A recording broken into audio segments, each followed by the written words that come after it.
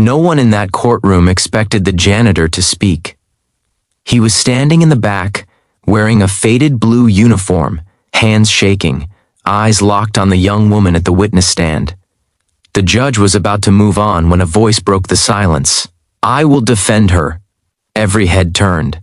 What happened next would change lives forever.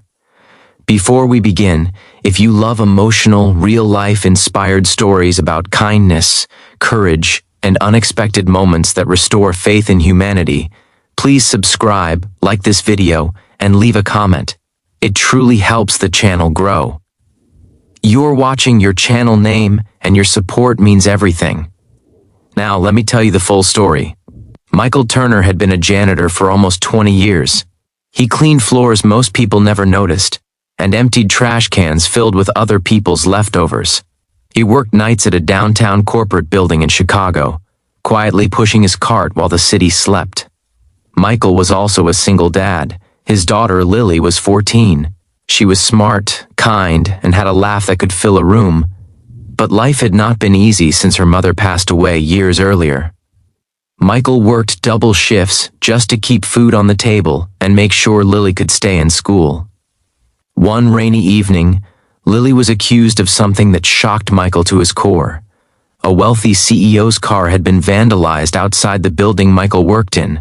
Security footage was unclear, but someone claimed they saw Lily nearby. The damage was expensive. The accusation moved fast. Lawyers got involved. Suddenly, a teenage girl from a poor family was facing a powerful corporation. Michael knew one thing in his heart. Lily would never do something like that. But the system didn't care about feelings. It cared about evidence, appearances, and money. Michael couldn't afford a good lawyer. He barely understood the legal language.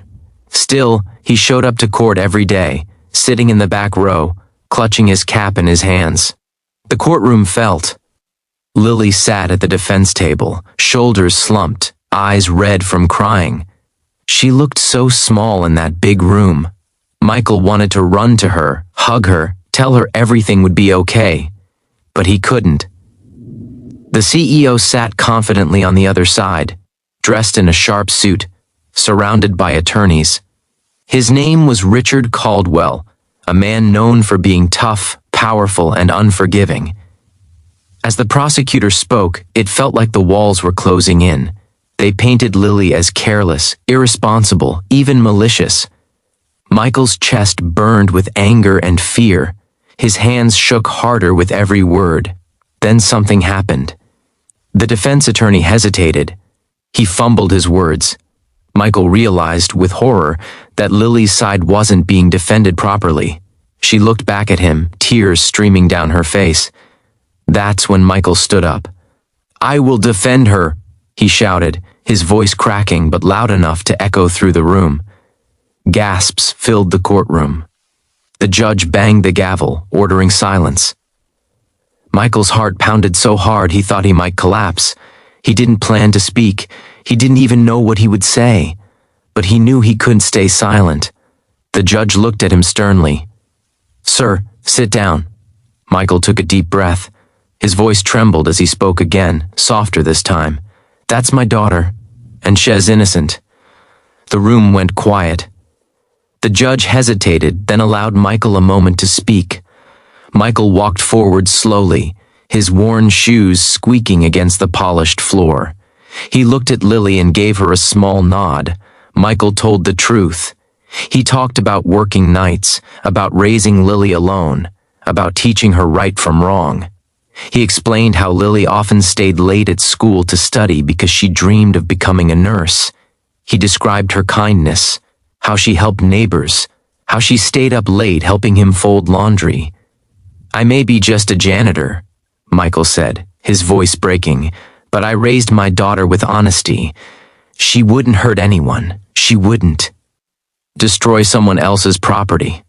I know her." People in the courtroom wiped their eyes. Even the judge seemed moved. But the most unexpected reaction came from the CEO. Richard Caldwell had been watching Michael closely. At first, his expression was unreadable. Then something changed. His jaw tightened, his eyes softened.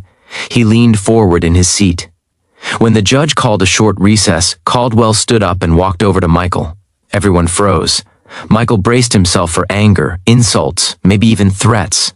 But instead, Caldwell spoke quietly.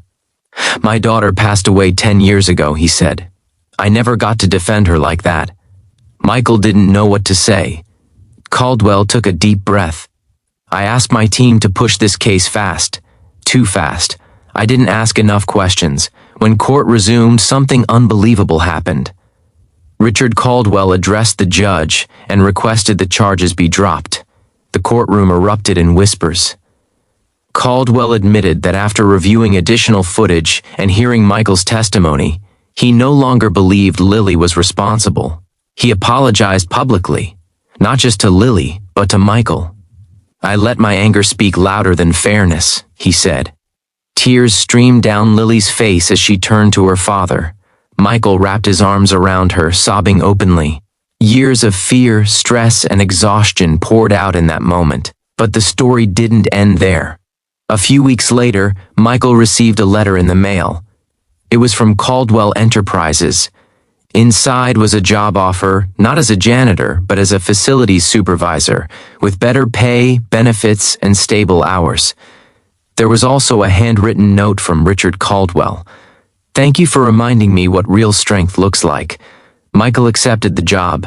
For the first time in years, he could attend Lily's school events. He could eat dinner with her. He could breathe. Lily went on to graduate high school with honors. She still talks about that day in court, not as the day she was accused, but as the day she learned what unconditional love truly means. Michael still wears his old janitor badge sometimes, not because he needs to, but because it reminds him where he came from. Kindness doesn't always look grand.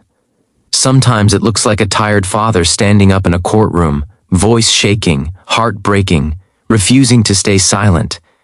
And sometimes, kindness changes even the hardest hearts.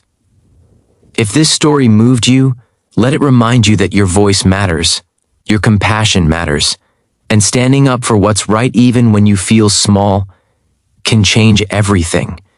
Spread kindness. You never know who's watching or whose life you might change.